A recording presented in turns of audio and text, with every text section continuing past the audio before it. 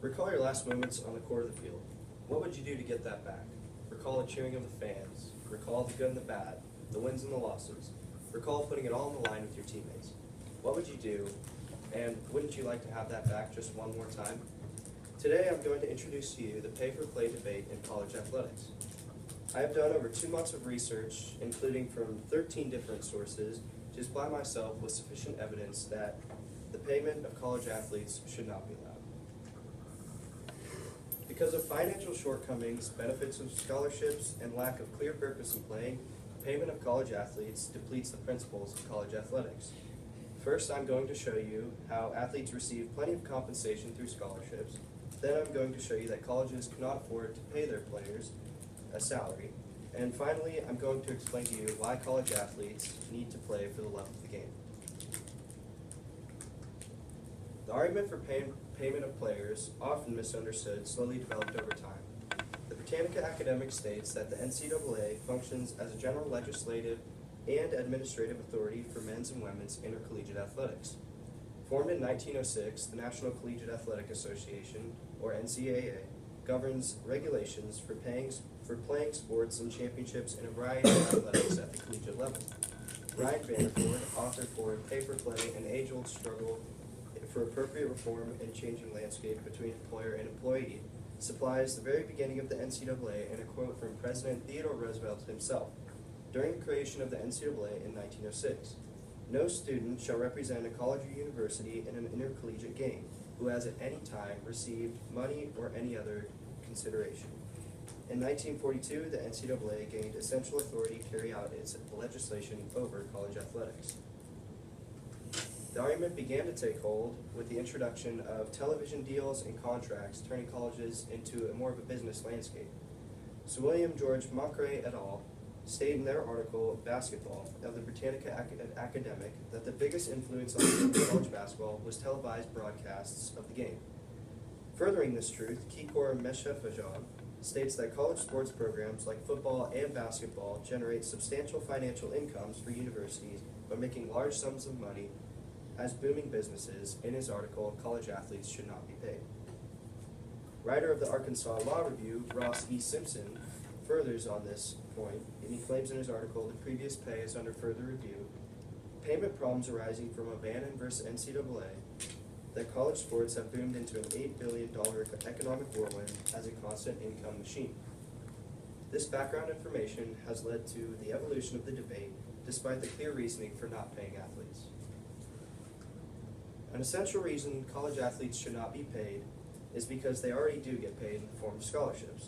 In return, these student athletes receive an annual scholarship renewable by coaches, which includes tuition, fees, room, board, and books. That sounds like a lot to me. James Harris stated, "I believe that tuition, room, board, and many other benefits that regular college students do not receive adds up to essentially being paid to go to school." The notion that a full scholarship isn't a fair exchange for athletic services provided to a university, regardless of how much money an athletic department generates from those services, is ridiculous. Student athletes receive 6 times the spending of a university compared to how much they spend on a normal student. 6 times. A university's entire focus falls on pleasing its athletes and its student athletes, and all the spending goes into providing that they have what they need to play for them and to further their abilities. So a college's entire focus goes on its athletes, and they receive all the spending, so to have a salary on top of that would just not make much sense. While student athletes and the public push for payment of players, many colleges cannot afford for the payment of their athletes. Because of the O'Bannon versus NCAA court ruling, nearly all colleges, except the major powerhouses, will be faced with this decision of putting money it cannot afford into paying its student athletes to try and stay contentious with other programs or cut the losses and lose out on recruits. And this losing out of recruits would result in staying uncompetitive, and then when you're uncompetitive, you don't get as much money and revenue and tickets, so you further fall out and you lose more money. So if you don't have the money to pay, then you either have to find that money or you're going to fall further behind and lose even more money. Because of the market competition that college recruiting has become, athletes select schools based on the highest bid the school can offer, and this behavior would increase exponentially if the payment of college players was enacted. Although many athletes argue for it, a just system to pay all athletes does not exist among universities' athletes themselves. Attempting to clarify the reasoning behind not paying student athletes, the U.S. Supreme Court determined that in order to preserve the integrity and value of collegiate athletics, the student athletes must not receive payment. So if the U.S. Supreme Court, the highest deciding factor in the country itself, thinks that college athletes shouldn't be paid, they might be onto something. Another problem that arises with the payment of college athletes, the logistics would not align with the reality for all parties involved.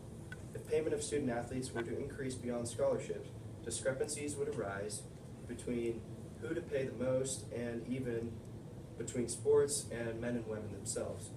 College athletes are recruited to help a team win, and they know they are agreeing to this, and the winning results in increased revenue from sold-out crowds to television endorsements. So who's going to be the person that decides the factor, or who will judge whether women get paid the same, or college football players get paid more than tennis players, or golf players and basketball players? A ton of discrepancies would arise from this payment and agreeing to the payment of college athletes. And then to further this point, every athlete agrees when they sign to intent that they will not be paid for their skills. So the reason that they're clamoring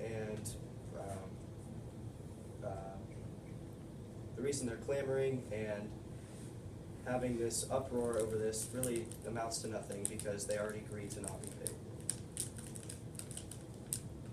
Finally, the true purpose for playing college athletics will be lost with the implementation for payment of student athletes. They should play simply for the love of the game. Before television deals held an iron grip over the college football game and other sports, athletes would play in honor and for the glorification of their alma maters. Since the earliest beginnings of college sports, athletes have played for the love of the game rather than for the money.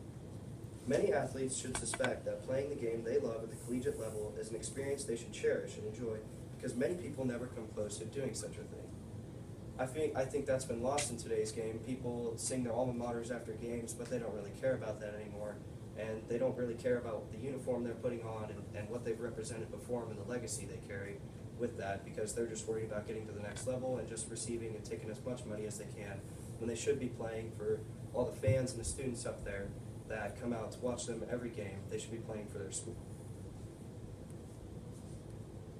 Despite these reasons not to pay student athletes, the debate persists. While universities rake in tons of revenue from their athletes' play from TV deals and ticket sales, the athletes do not get a piece of the pie. Major basketball and football sports programs generate large amounts of money from their labor of their athletes. These athletes collectively generate tens, if not hundreds of millions of dollars annually from their schools. A study has shown that while the University of Texas spends an average of $37,000 on its players, a player for the Longhorns is actually worth $578,000. With the program he or she signs with trying to make the most money off their abilities they bring to the sport, an athlete knows when signing the letter of intent, like I touched on earlier, that the main purpose of the program is to generate revenue. If student athletes receive a salary, would the pay differentiate based on sport, sex, or even talent level? A multitude of problems evolve from this question. These players agree to not being paid, and then, like I said, the discrepancies that would arise just outweigh the benefits of paying them an outright salary. Many believe that simply giving athletes a salary would solve the corruption and cheating that currently occurs. Hopes of minimizing cheating and recruiting fraud play a major role in the push for payment of college athletics. Beyond scholarships, coaches find means of evasion to recruit athletic talent that substantially lacks academically compared to their fellow students. There are some critics who believe that providing salaries for players may be one of the best ways to address many of the financial and exploitative issues that plague the industry. The NCAA seems to be growing more able to prevent and deliver justice to cheating at the collegiate level. While the recognition for necessary change seems to be uniform among athletes, coaches, and administrators alike, the clamoring of student athletes only intensifies confusion about the changes that need to be made. Competition between the most popular and fortuitous universities to purchase the best athletes would only soon a chasm separating the talent between the rich schools and the small schools. There were only about 20 schools in the United States last year that made profits off of their their athletic year. So only 20 schools out of there's probably 300 some in Division I athletics, only 20 of those schools made a profit. So this money cannot just come out of thin air. It doesn't really exist. Student athletes should decide on an institution because it will benefit them in terms of academic experience rather than how much money can be afforded them if they were paid. Factors in choosing a college include the likability of a coach, the university's academic prowess, and its rapport. With paying players allowed, the rich schools would further themselves from the poorer schools, and the poor schools would fall further behind. And the change needs to be instilled in the athletes to know that they should choose what's best for them, not just what can offer them the most money.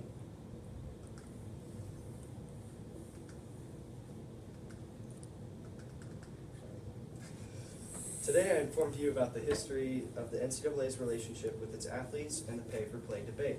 Then I informed you on why college athletes should not be paid. Finally, I refuted some essential counter-arguments that supported paying college athletes. Because of financial shortcomings, benefits of scholarships, and lack of clear purpose